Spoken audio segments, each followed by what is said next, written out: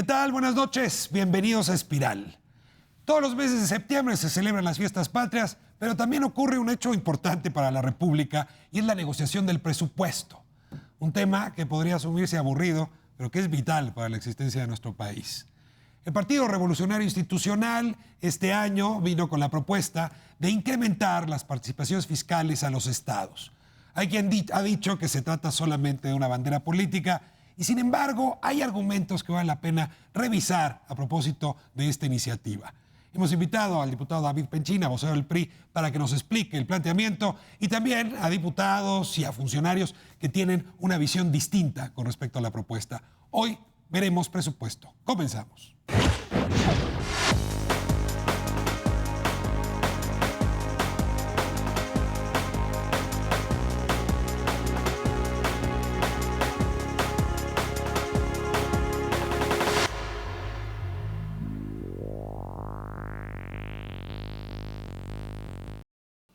El pasado 8 de septiembre, el entonces secretario de Hacienda, Ernesto Cordero, entregó a los diputados la Ley de Ingresos y el proyecto del presupuesto de egresos de la Federación para el año 2012.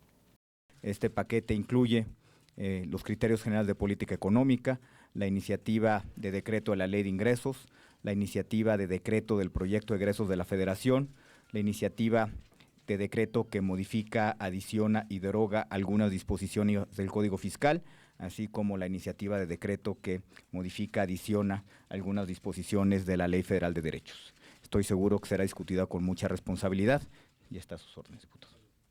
La iniciativa de ley de ingresos contempla un total de 3.647.907 millones de pesos, con un crecimiento estimado de 3.5% y un precio del petróleo de $84.90 por barril. El gasto supera en 2.5% el del año pasado, con un aumento de 6.7% para desarrollo social, 3.3% para desarrollo económico y 12.1% para funciones de gobierno. El proyecto de presupuesto de egresos que presentamos es el presupuesto que México necesita para continuar en la ruta del crecimiento. Se anticipa un debate fuerte en comisiones, en particular en torno al nivel de gasto social necesario para enfrentar la crisis. No vemos medidas para contener la posible desaceleración económica en Estados Unidos. No las veo en el presupuesto. Es un presupuesto muy restringido. La postura del Partido del Trabajo será firme. Estaremos reclamando que haya un cambio sustancial en la política económica, que se favorezca al empleo, que haya fuentes de trabajo para las familias, que haya fortalecimiento de la educación para darle alternativa a jóvenes que no trabajan ni estudian. Reconduciremos la propuesta del Ejecutivo para priorizar el apoyo al campo, la educación, la seguridad, la infraestructura y la salud, que son las prioridades básicas de los mexicanos. Una vez que la Cámara de Diputados apruebe la Ley de Ingresos el 20 de octubre, el Senado deberá hacerlo antes del 31 de ese mismo mes. El debate en torno al presupuesto de egresos debe concluir a más tardar el 15 de noviembre con su aprobación en la Cámara Alta.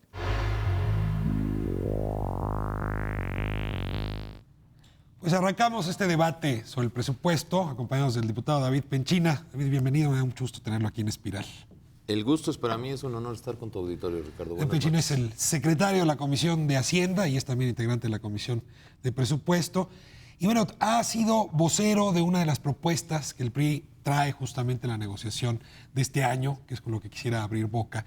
Me refiero concretamente a la idea de incrementarle presupuesto a las entidades federativas, las participaciones federales que se llaman, que si es un incremento, si no me equivoco, de cerca de una tercera parte lo que están pidiendo. Yo te pediría un poco que nos dieras cifras y desde luego la justificación para esta propuesta que han estado haciendo.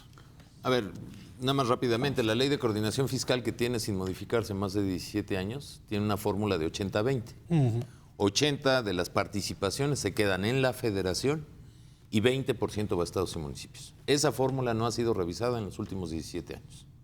Entonces no es ni en la tercera parte ni nada. El PRI ha esbozado y no ha presentado una propuesta... Déjame que tengo ahí.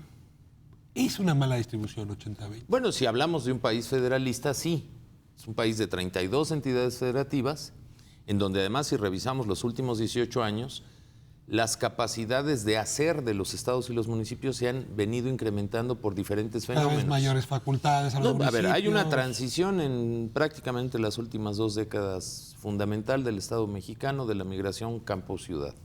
La demanda urbana se ha agregado de manera brutal, diría yo. Agua, luz, pavimentación, con una falla estructural, también hay que decirlo, de muy baja cobro de impuestos del predial en los municipios. Es un fenómeno que hay que corregir también. A ver, déjame entonces ir ahí. El 80-20 solo es del gasto federal. Es decir, los impuestos que pagamos y que el gobierno federal es el que ejerce. Los estados y transfiere. municipios tienen diferentes fuentes de ingresos. Bajo el pacto hacendario vigente, por cierto, añejo y retrógrada en este país, que no hemos podido cambiar, y digo hemos, es un asunto de todos, de todos los partidos. Desde todos los partidos, no solo tiene ingresos por la vía de las participaciones, también hay transferencias, también hay inversión de la federación en los estados, porque bueno, pues de repente en este debate hablamos de Chihuahua o de Yucatán como si no fueran parte de México. Y si nos damos cuenta, más del 80% de la población pues vive fuera de la capital de la ciudad, ¿no? Entonces, ¿cuál es el planteamiento? En un principio lo que nosotros dijimos es vamos pensando en un 75-25 y se armó la revolución. El hoy candidato aspirante del PAN, no sé qué sea, porque ellos mismos no lo distinguen, al secretario Cordero, pues dijo que eso era una barbaridad, ¿no? Que hoy se le da más dinero a los estados que antes. Bueno, pues sí, esa es una lógica aritmética, ¿no? Es un debate tonto. ¿Por qué? Pues porque, a ver, en el 2000, cuando yo fui legislador también, el presupuesto no rebasaba el 1.8 billones de pesos, más o menos. Hoy estamos hablando de 3.6. Todo mundo Pero está los recibiendo fenómenos más. de las últimas 2 décadas de demanda agregada de servicios, de fenómenos demográficos, de la cuestión de la salud, de la cuestión de la educación, ha venido cambiando dramáticamente las entidades federativas. Déjame nada más darte ahí un dato. Por ejemplo, se habla mucho del Seguro Popular, que creo que es algo que México se debe sentir orgulloso de empezar a vencer este gran grueso de la población que no tenía servicios médicos. No habría Seguro Popular sin la participación de los estados y en muchos casos de los municipios. Ellos son los que gestionan los hospitales. Pues no solo los gestionan, buena parte de las nóminas se pagan con cargo al erario de los estados. Déjame preguntarte, en estas cifras que estás dando, ¿incluyes también lo que los excedentes petroleros han enviado a los estados? Porque ese es un monto que sí ha crecido, que le ha dado mayor riqueza. Y que hay veces ha bajado. Depende de cómo esté el año. Por eso, lo que reciben las entidades federativas, en honestidad pura, te lo digo, no solo son las participaciones. Tu pregunta inicial, ¿es una buena distribución? Pues yo creo que si cualquier niño de 4º grado de primaria sabe que 80-20 sería una mala distribución entre uno, mientras tienes a 32 y más de 2.500 enfrente. A ver, déjame aquí poner el primer argumento contrario a esta idea. Sí, pero eso se debe a que la mayoría de los impuestos son federales. Sí, por eso dije de un mal pacto federal hacendario que tenemos y que no hemos cambiado. Por ejemplo, sí, supongo que han revisado otros países. Sí, a ver, hemos Alemania, que es un revisado. país federal, Pues sí, y bueno, son fenómenos. cobran muchos de- recursos a Es nivel que local. aquí hay un fenómeno que no es comparable con ningún país. Y déjame decirte por qué. México tiene 32 entidades federativas, tiene más de 2.500 municipios y tiene más de 500.000 comunidades. Es decir, México no es plano. Es un país con una orografía, con una idiosincrasia diferenciada, en lo que lo une un gran apellido que se llama México, que es la casa de todos. Son muchos México. Pero déjame poner el caso de mi estado de Hidalgo. Hidalgo es un estado que tiene 84 municipios y tiene 6.237 comunidades. Llevar servicio a esas comunidades que hoy existen en el siglo XX, donde algunas no conocen un vehículo automotor porque no puede entrar un vehículo automotor porque no hay un camino, es muy complejo. Y entonces el gasto de las regiones del país tiene tasas diferenciadas de rendimiento. ¿Qué quieres? Es decir, rinde más un peso, déjame ponerlo así, en un gobierno como el de Chihuahua, Aguascalientes. pese a las distancias o Es fácil Aguascalientes. llevar Y por lo pequeño. tanto tenemos una fórmula de distribución de recursos que tiene que ver con una ecuación que tiene una fórmula de población, de marginalidad, etcétera. Pero la dispersión lo ha hecho un tanto irregular. No es lo mismo Oaxaca con más de 500 municipios. Te entendería bien. Con esta fórmula, los estados más pobres siguen recibiendo menos dinero del que necesitarían. No, los estados más pobres de este país, Ricardo, reciben más dinero del que recaudan su población. Hay un pacto solidario, de hecho hay un reclamo de ciertos estados. Nuevo León, por ejemplo. Nuevo León, que dice, ¿Por qué mandan su dinero a Chiapas? ¿por qué si aportamos tanto al PIB, nos regresan en este mal pacto hacendario menos de lo que aportamos? Bueno, porque hay un país que es solidario con un Oaxaca o con un Chiapas, ¿no? Bueno, ese arreglo hacendario necesitamos revisarlo y necesitamos ser autocríticos de que no hemos sido capaces de la reforma hacendaria. Por eso este país no necesita una reforma fiscal, ni una miscelánea, necesita una reforma hacendaria, que por cierto, Calderón un nuevo pacto federal en materia que por fiscal. cierto, Calderón en 5 años no mandó una iniciativa en ese sentido. Ni tampoco el Congreso tuvo la capacidad de articular un acuerdo para poderlo plantear. Creo que siempre es más fácil que un presidente se ponga de acuerdo con el espejo, porque es unipersonal, a un cuerpo colegiado variado y diferenciado de 500 elementos en la Cámara de Diputados y de 128 en el Senado. Pero ese es un dato que está pendiente Y que, por cierto, en este el país. Senado, que representa a la Federación, quizá era la Cámara donde tenía que haberse producido ese documento. Lo que pasa es que no puede... A ver, hay una propuesta de la fracción parlamentaria del PRI en el Senado que puso una propuesta fiscal en la mesa y que, por cierto, la tenemos en la Cámara de Diputados, porque te recuerdo que la Constitución General de la República obliga a que cualquier iniciativa en materia hacendaria, fiscal y tributaria se inicie en la Cámara de Diputados. Es su facultad siempre ser Cámara de origen, por una simple lógica. Los diputados representamos a los ciudadanos de manera directa en Y el este Senado, sentido de supuestamente, a las representación, entidades. y el Senado supuestamente al Pacto Federal. Ahora revisamos eso. A ver, compro perfecto el argumento. 80-20 resulta inadmisible porque las responsabilidades del Estado no están distribuidas 80-20. Porque los municipios tienen cada vez mayores. Y porque hay más población allá que Cada acá. vez más complicado. Lo entiendo impecablemente. Sin embargo, sí hay un problema no resuelto de control de recursos local. Me encanta el tema. Porque, en efecto, si hiciéramos la reforma, del otro lado tendría que haber mucho mayor rendición de cuentas sobre esas A responsabilidades. ver, y déjame nada más corregirte un adjetivo, no es mucho mayor rendición de cuentas.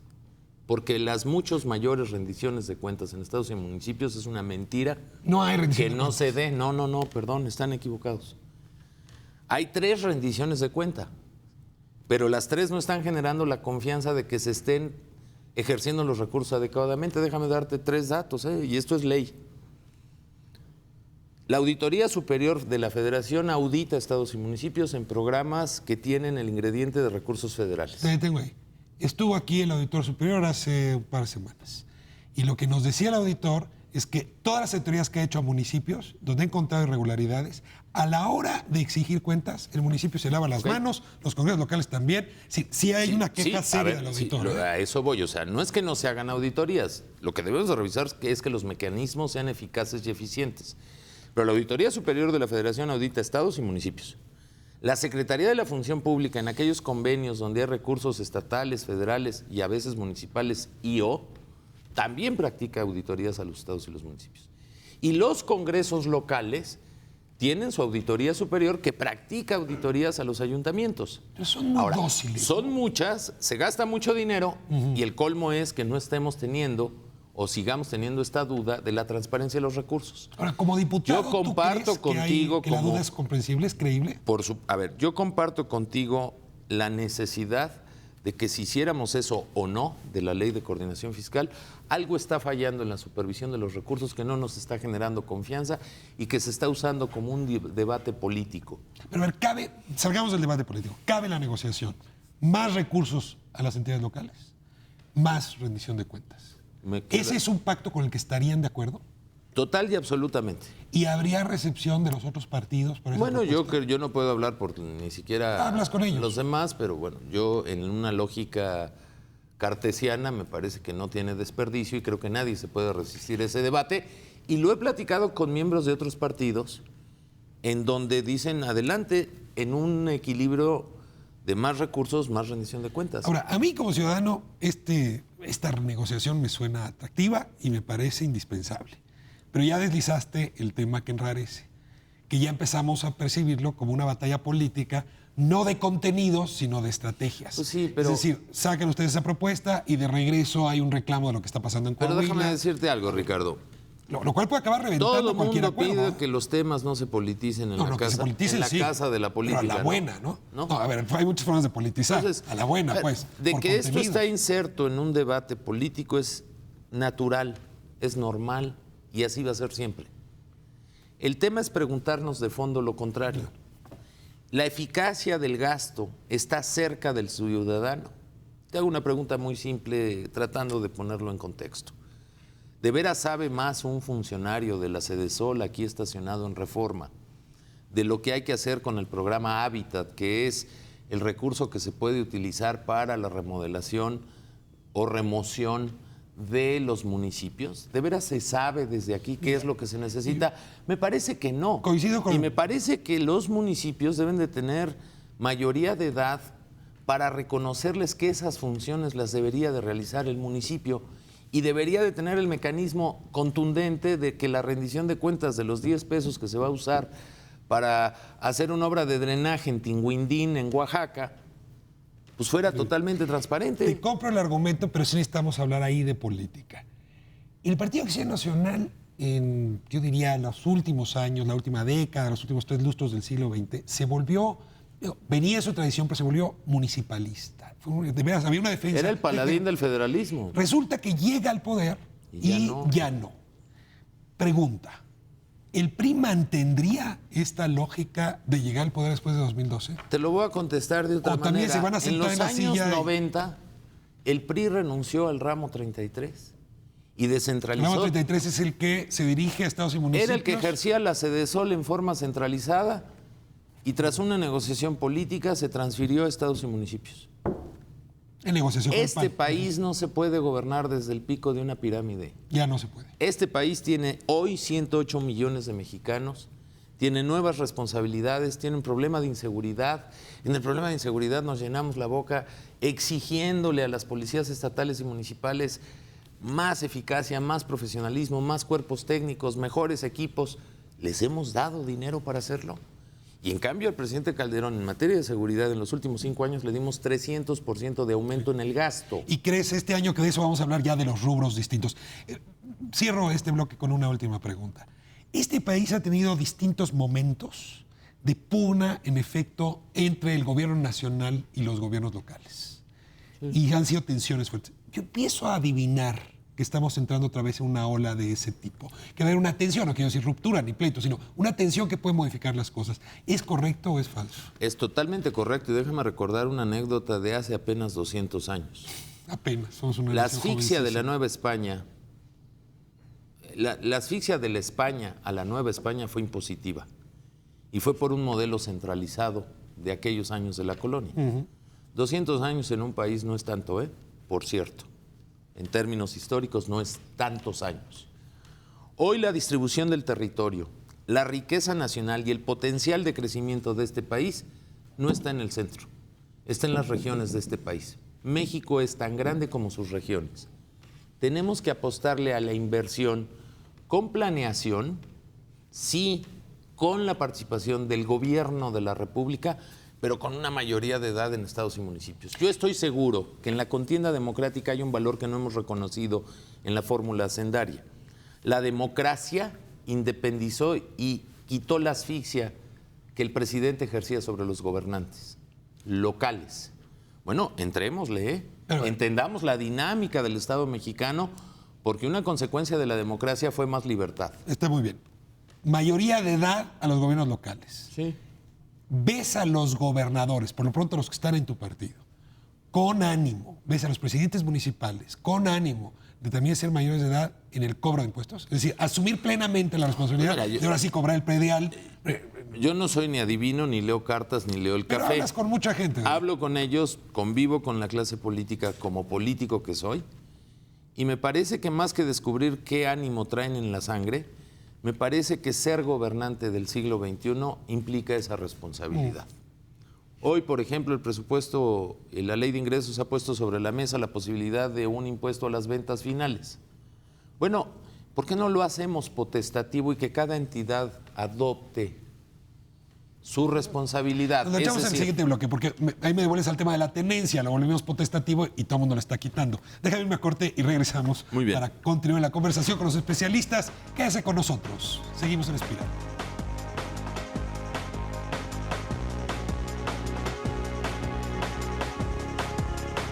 El gasto público se divide en dos. Una parte, el gasto de inversión, que comprende los recursos para la construcción, mantenimiento y modernización de obras de infraestructura necesarias para el desarrollo económico del país y la creación de empleos. Cuando hablamos de gasto de inversión, estamos hablando, por ejemplo, de la construcción de carreteras, puentes, puertos, presas, hospitales y escuelas, entre otros. La otra parte del gasto programable es el gasto corriente.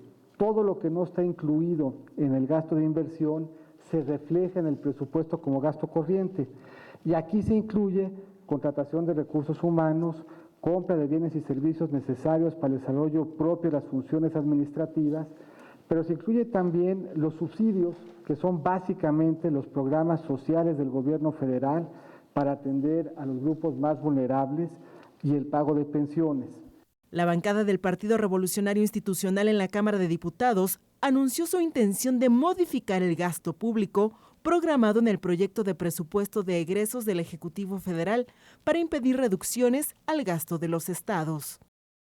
No permitiremos que los estados y los municipios pierdan su capacidad de generar crecimiento económico.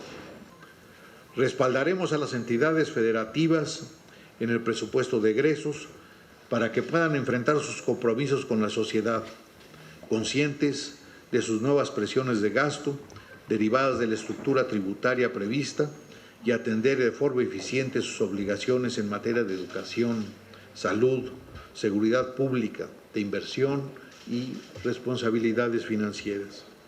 De cara a las elecciones del próximo año y en el contexto de la polémica sobre la deuda excesiva de algunos estados, el tema de la repartición de los recursos entre las diferentes entidades federativas se ha vuelto sensible.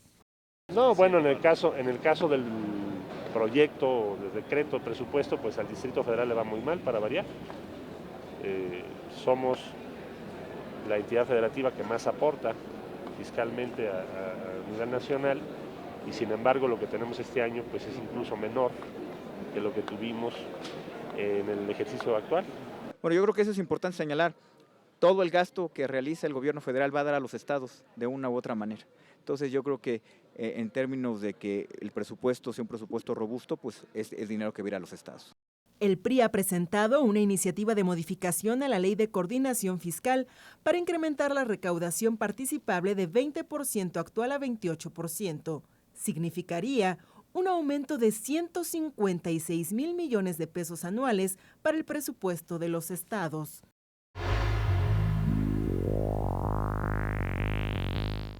Pues además de las fiestas patrias, la moda en estas fechas para nosotros es presupuesto, ley de ingresos, y de eso seguimos hablando en estos dos bloques que restan del programa. Le doy la bienvenida a quienes nos acompañan. Es un honor, es un muy buen panel. Marcos, comenzamos con usted para que se presente, por favor. Muchas gracias, Ricardo. Soy Marcos Pérez Esquer, diputado federal por Sonora por segunda ocasión.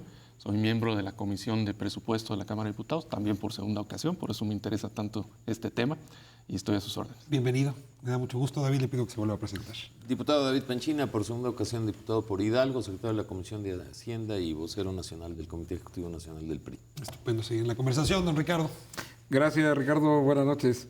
Pues soy Ricardo Baptista González, director ejecutivo de la Asociación de Autoridades Locales de México, ALMAC, una de las organizaciones de municipios de este país que agrupa a los gobiernos de la izquierda mexicana, y también, bueno, fui alcalde y fuimos fundadores de la Conferencia Nacional de Municipios de México. Pues la voz local aquí es muy bienvenida, le agradezco enormemente. Y Aníbal Gutiérrez, pues cada año aquí te vemos, es que me da mucho gusto tenerte. Sí, igualmente, Aníbal Gutiérrez, profesor e investigador de la Facultad de Economía de la UNAM, asesor de algunas entidades federativas y comentarista económico de Enfoque. Pues bienvenido, Aníbal. Abrimos, yo quisiera cerrar el tema del que nos quedamos en el bloque anterior. Hay una propuesta de crecer las participaciones fiscales, federales, a los estados, a los municipios, de parte del PRI. Y me interesa, Marcos, abrir el PAN. ¿Qué opinión tiene sobre este tema? Bueno, si bien estamos dispuestos a discutir el tema, como cualquier otro tema en la Cámara de Diputados, lo cierto es que también encontramos una especie de trampa en el planteamiento. porque es muy fácil para los estados hacer este planteamiento por el cual dicen, tú, gobierno federal, sigue recaudando el recurso y nada más en la fórmula que me toque a mí más, cuando ellos tienen una serie de potestades tributarias que no han explotado hasta la fecha. Y hay muchos ejemplos. Hoy por hoy tenemos muy de moda el tema de la tenencia, que bueno, ya el 1 de enero próximo se acaba la tenencia como impuesto federal y quedará para la potestad de los estados si hacen sus leyes de tenencia estatal o no.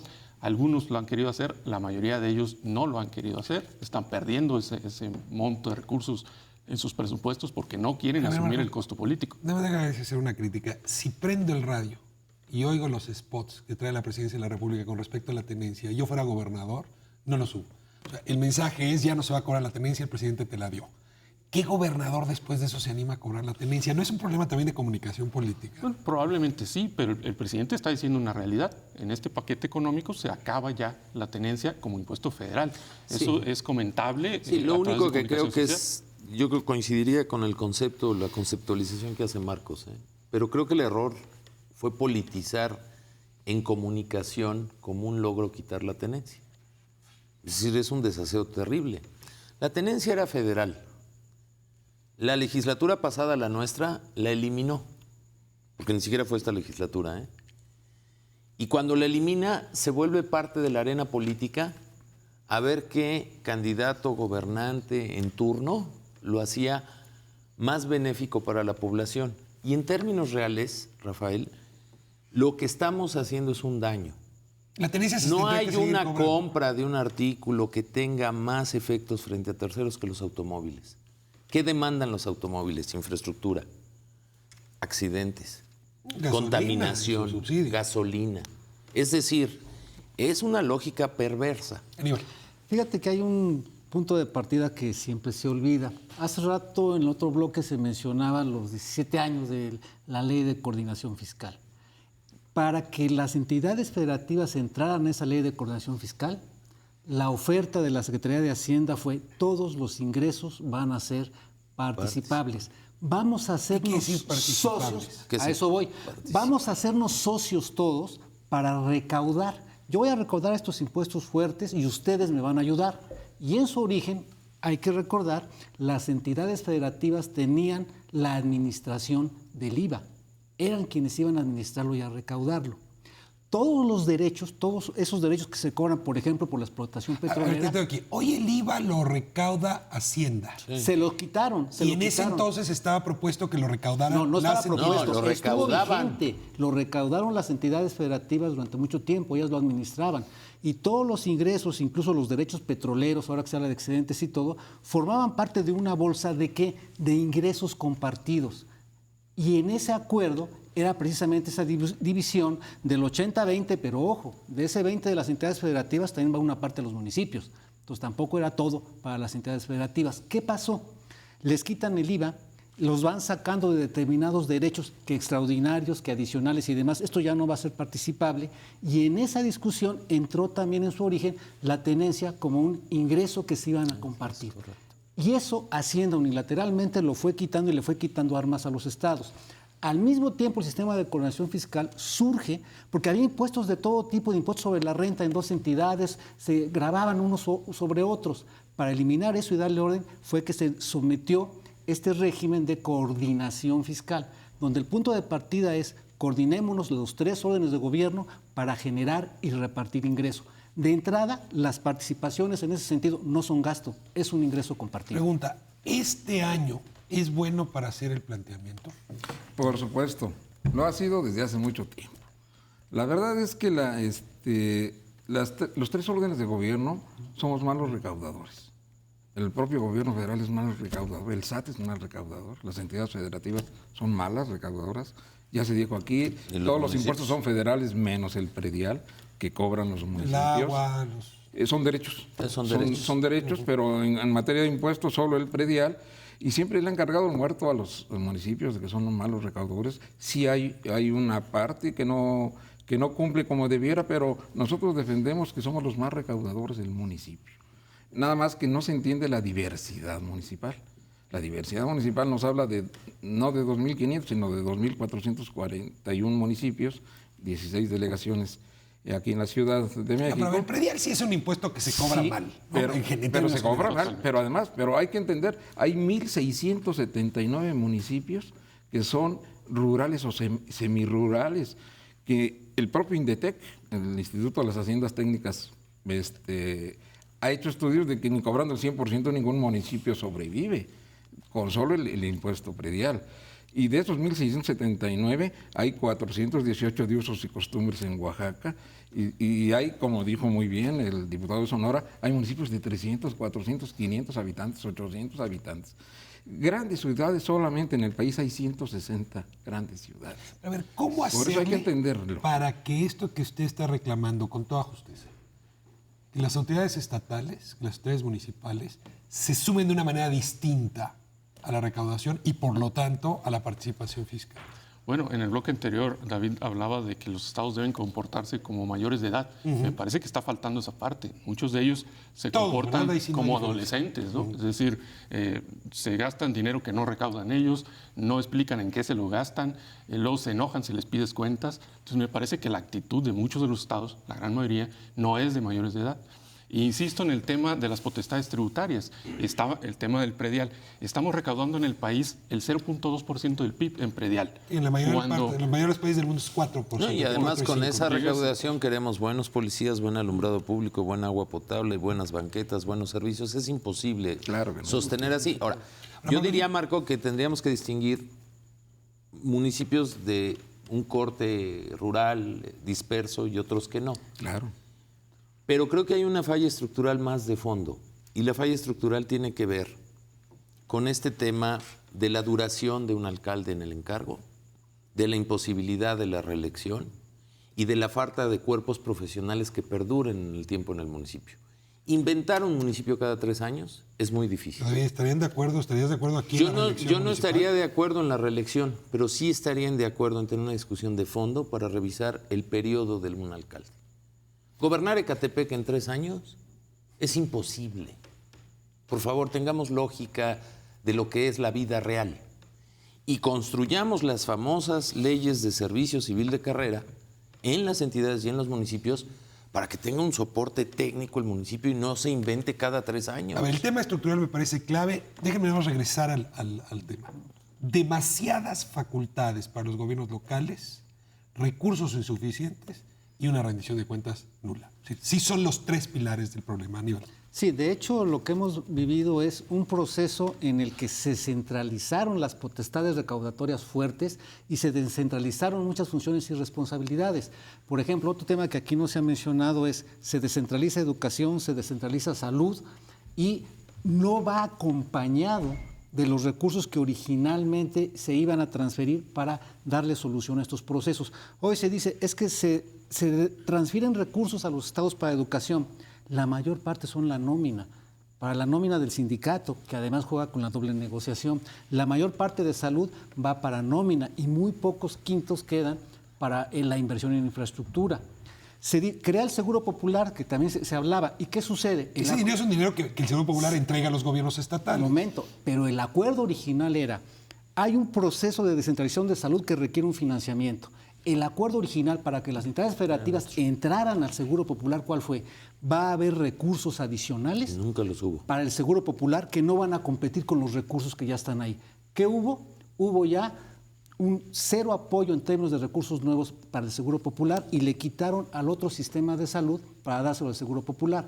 Por eso no ha crecido con la velocidad que se requiere la infraestructura, ni se ha dado mantenimiento. Eran 2 bolsas de dinero y finalmente quedó una, a final de cuentas. Y hoy tienes hospitales. ¿Quién carga con eso? Las entidades federativas aportan su cuota, las familias tienen que aportar, pero también pasó lo siguiente. En algunos casos era imposible que las familias cubrieran hasta su cuota. La subsidiaron algunas entidades federativas para no perder la parte federal y eso ya se está entrampando y va a hacer crisis del Seguro Popular.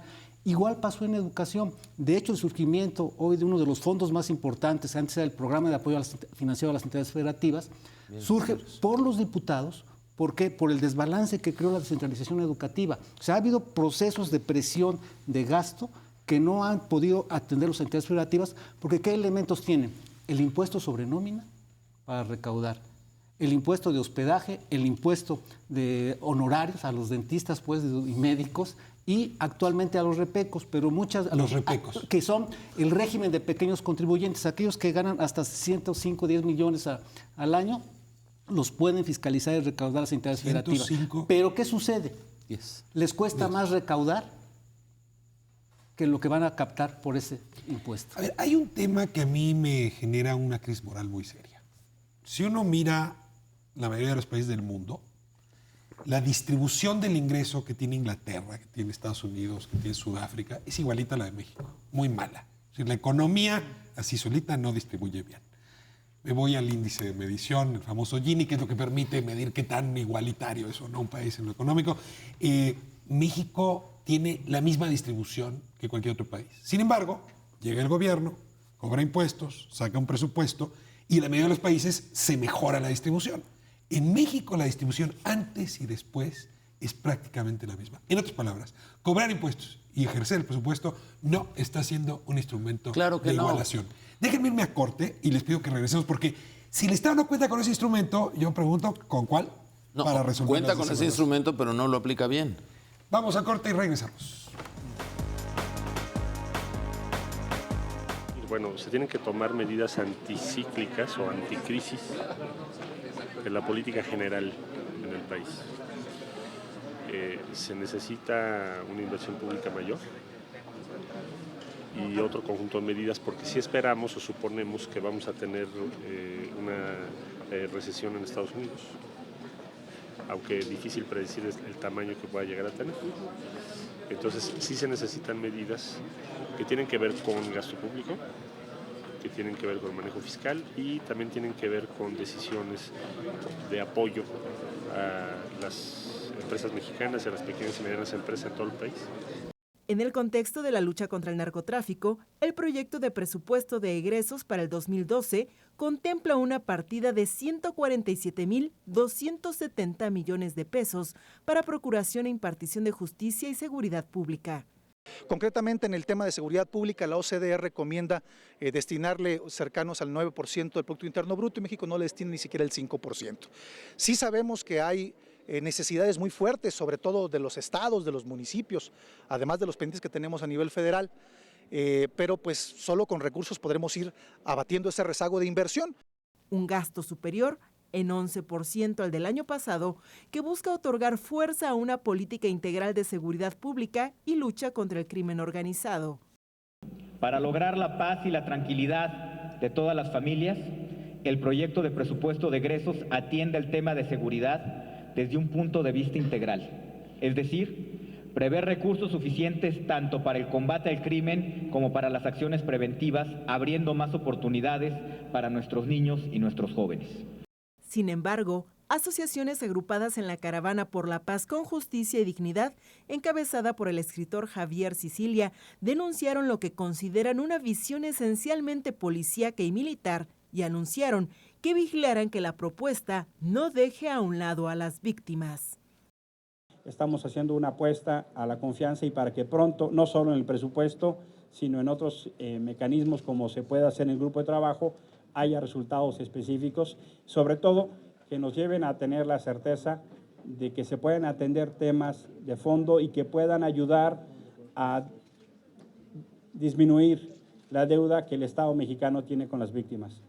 A un año del cambio de administración, el gobierno busca darse los medios de obtener resultados en la lucha contra el crimen organizado.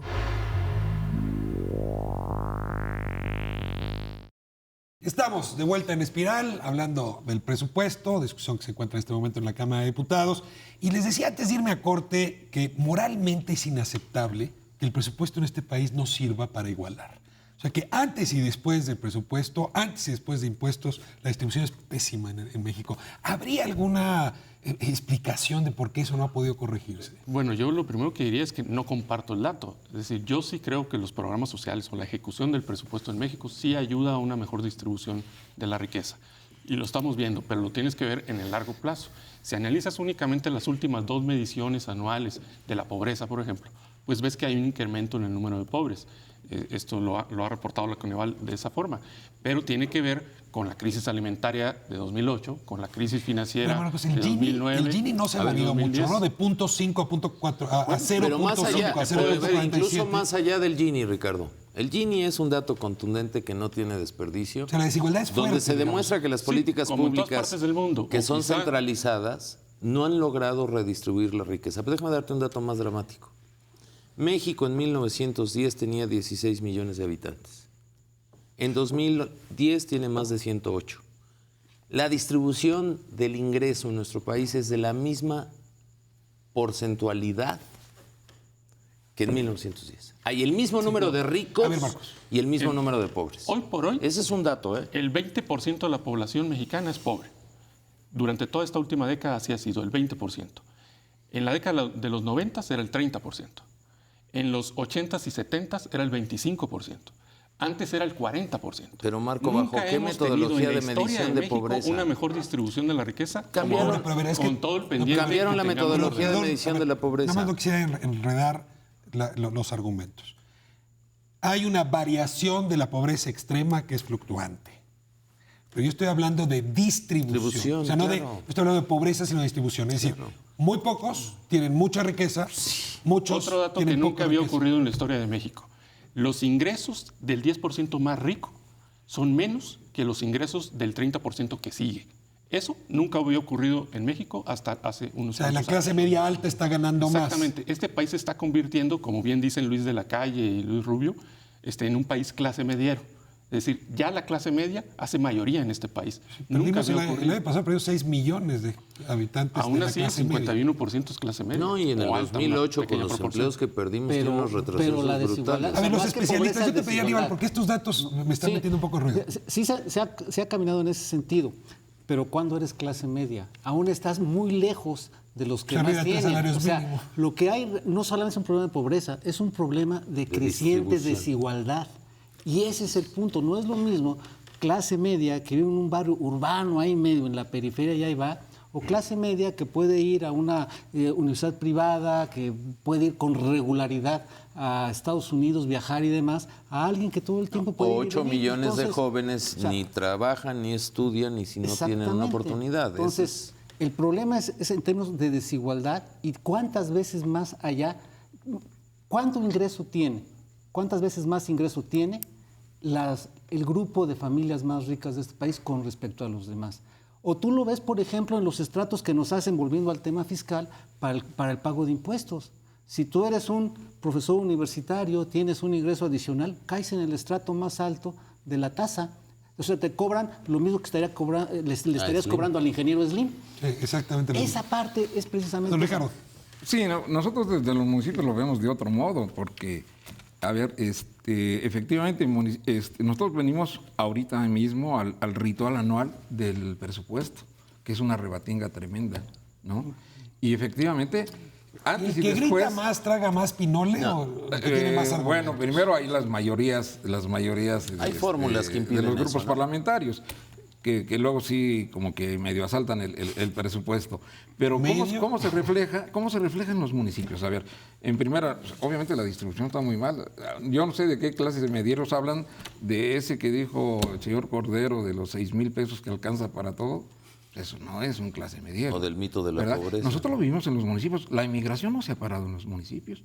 Nosotros seguimos teniendo los grandes problemas de la falta de empleo y además donde hay empleo son muy bajos la calidad del empleo, muy bajos los salarios. Entonces a mí me parece que el presupuesto está muy mal gastado también, porque los presupuestos nacionales no van acompañados de otras políticas que generen, no nada más la cuestión de la inversión que es súper necesaria, se gasta mal. El presupuesto es ineficientemente mal gastado. Se acercó un tema a la mesa que me parece lo más interesante. Manuel Gómez Morín encabezó la primera convención fiscal que construyó los primeros cimientos de la fiscalidad que hoy tenemos. Y David Pentina decía hace un momento, quizá tendríamos que ir de nuevo a una convención de ese tipo que reestructure todas estas pedacerías problemáticas. ¿Ven condiciones o de plano eso no está en el horizonte? A ver, 2011... Sería deseable, pero no... Es muy deseable y creo que es una asignatura pendiente. Sería deseable la reforma al pacto hacendario y también la reforma fiscal integral. Tenemos un sistema tributario sumamente flaco, porque nos hemos recargado en que tenemos petróleo. El 40% del presupuesto público deriva de los ingresos por el petróleo. Que se van a acabar pronto. Nuestros impuestos están mal diseñados, son flacos, tienen una bola de hoyos como un queso gruyère. Tenemos que reformarlo, entrarle en serio al tema. Ciertamente este momento no pareciera ser el mejor. Hasta después de las elecciones. Yo creo que es deseable, es indispensable y lo veo imposible de 2011 para 2012 en una arena donde vas a una contienda electoral abierta, Presidencia de la República, renovación del Congreso. Yo se las cambio. Pero el siguiente gobierno, llámese como se llame, tendrá una tarea inevitable por realizar, que yo reclamo que en 5 años no tuvimos una propuesta de ese orden del presidente. A ver, les pregunto, si yo revisara las plataformas electorales del próximo año, ¿este tema tendría que estar? Los partidos no podrían eludirlo. Es inevitable. Efectivamente. Es inevitable. No se podría entender una plataforma política hoy por hoy si no contempla el tema de la reforma hacendaria integral. Así, llamada, hacendaria integral. Somos un país que todo el tiempo estamos en elecciones. Eso sí es aterrador. Digo, por favor, en cualquier país del mundo, un solo día se eligen a los alcaldes, un solo día se eligen a los gobernadores, donde los hay, no en todos los países, o los congresos, casi todos, o al presidente del país. Entonces, nunca hay tiempo, todos los tiempos son electorales. Y mucho en este menos país, con una elección presidencial. Y luego de las elecciones quedamos tan lastimados que entonces tampoco hay manera de hacer buenas negociaciones. Ya hubo en 2004 una convención nacional hacendaria, donde se propusieron muchísimas cosas. El problema es que el Congreso no se vinculó, no fue vinculante, no fue una convención vinculante, pero salieron más de 300 propuestas buenísimas. Cerca de la CONAGO. La CONAGO podría ser una instancia para discutirla. La CONAGO debería de impulsar precisamente parte de la reforma federalista. La impulsó en el 2004. Se impulsó. De hecho, la iniciativa de la Comisión Nacional Hacendaria salió de la CONAGO, la Secretaría de Hacienda no quería. Y a final de cuentas hubo muchos acuerdos importantes que ya estaban pasando en la mesa y en las últimas horas la Secretaría de Hacienda impidió que eso saliera. Yo sostengo que no hay ninguna reforma posible en este país si no hacemos una reforma hacendaria de fondo en México. Y tengo una razón lógica de lo que acontece en el día a día en la realidad de los seres humanos. Queremos reforma energética y darle independencia fiscal a Pemex. No se puede, porque Pemex mantiene muchos de los ingresos federales. Queremos reforma laboral y entonces creamos el seguro del desempleo y programas de capacitación y una bola de cosas, se necesita más presupuesto. Queremos una reforma a la Ley de Seguridad Nacional que reordene las facultades del Ejército y de las Fuerzas Armadas. Se necesita dinero. Para todo se necesita dinero. Necesitamos una reforma de Estado para empatar los calendarios electorales, que me parece indispensable en este país para encontrar más acuerdos que diferencias. También se requiere dinero. Para mí la reforma hacendaria es la madre de todas las reformas, en donde un país donde sabe ponerse de acuerdo en quién recauda, quién gasta, cómo gasta y cómo se vigila el gasto, es capaz de ponerse de acuerdo en lo demás. Tú dices, ha habido varias iniciativas. Bueno, ¿A cuál te refierías? La del presidente Fox fue muy importante. Ha sido la del IVA, medicinas y alimentos. Y ese tema muy delicado, con alto costo político. Pero nada más era el IVA. Eso no era una reforma integral, eran 2.5. El tema fundamental de una reforma fiscal importante. Generalizar el impuesto al consumo, bajar impuesto a la renta, eso tiene que ir en una reforma. A ver, pero déjame distinguir. Otra vez es un asunto de términos. Una cosa es una reforma integral. Rendición de cuentas, facultades, responsabilidades, y si quieres discutimos IVA, y otra cosa es un chipotito de 2 puntos del PIB. Es correcto, eso es una miscelánea. No, a ver, pero el tema del IVA es muy importante. El impuesto al consumo tiene que ser privilegiado dentro de un sistema fiscal y tiene que ser generalizado para que funcione bien. Y tienes que bajar los impuestos a la renta para que incentives la inversión y la generación de empleos.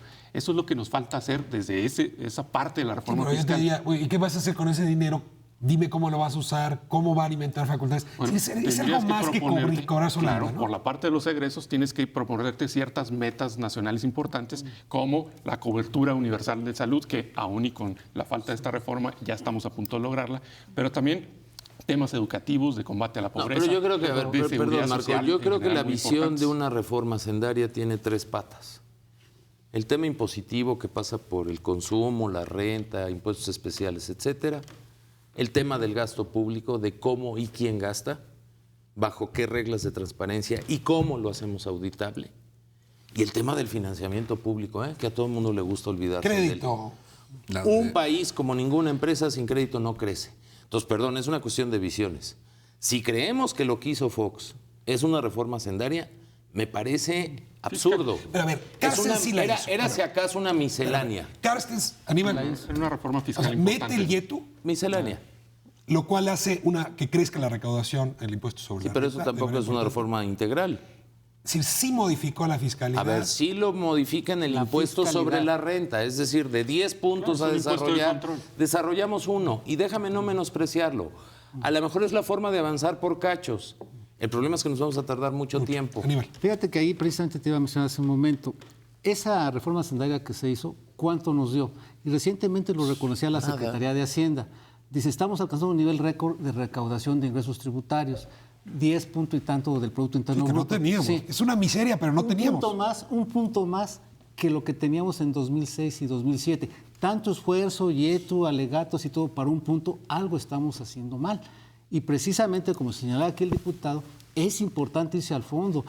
El tema de lo que es el presupuesto de gastos fiscales, que es el tema de las exenciones, ¿a quién estás tú favoreciendo en términos de devolverle Regímenes impuestos especiales. y demás?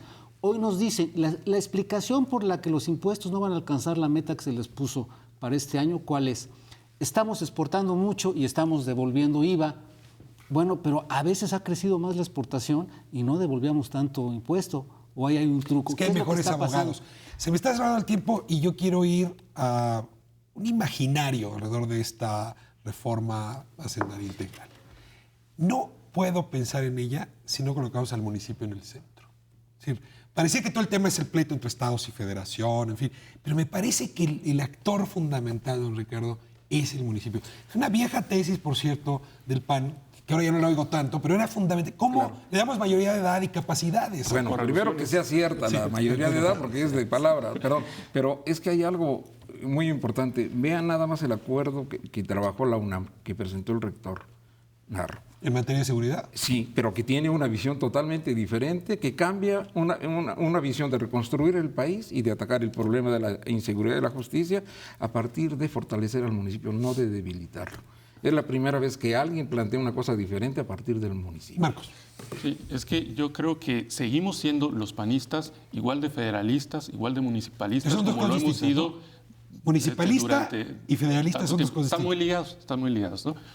Pero a lo que voy es que si eres auténticamente municipalista y federalista, estarás convencido de que tenemos que fortalecer a los estados y a los municipios. Y nosotros estamos en eso. Ese ha sido nuestro discurso, que hay que fortalecerlos, que tienen que ejercer sus potestades tributarias, que tienen que rendir cuentas de ser mucho más transparentes, que tienen que evaluar sus programas. ¿Sabes que solamente 9 estados evalúan sus programas? Los demás no tienen la menor idea de que si sirve o no sirve el ejercicio del gasto que hacen. Entonces, el día que hagan o que avancen en eso, me parece que podemos hablar ya en otros términos de una reforma hacendaria. Aníbal, medio minuto. Sí, yo creo que el punto de partida debe ser la revisión del Pacto Federal para que tú definas qué le toca hacer a cada orden de gobierno y en función de eso, cuáles son sus fuentes de ingreso. Educación es pública, qué le toca hacer al municipio, qué le toca hacer a la entidad federativa y qué le toca hacer al gobierno federal. La distribución de dónde se va. responsabilidades. Exactamente. Diputados, cerramos con usted. La democracia conllevaba la responsabilidad de federalizar ingreso y gasto. Es una materia pendiente. El PAN sí renunció a su vocación federalista. Le gustó ser centralista. ¿Y el PRI ya la adquirió? Y el PRI, yo creo que aprendió que la asfixia de un centralismo genera pérdida de poder. Es una asignatura pendiente y le tenemos que entrar. Es inaplazable para el país. Pues los emplazo a seguir con esta discusión. El PAN quiere estados y municipios fuertes, no renuncia al federalismo. Lo queremos en los hechos. Sigamos la discusión. Usted tiene ya los argumentos aquí para evaluarlo. Nos vemos el próximo lunes, 10:30, 11 TV México. Muchas gracias por habernos permitido entrar a sus hogares. Conclusión.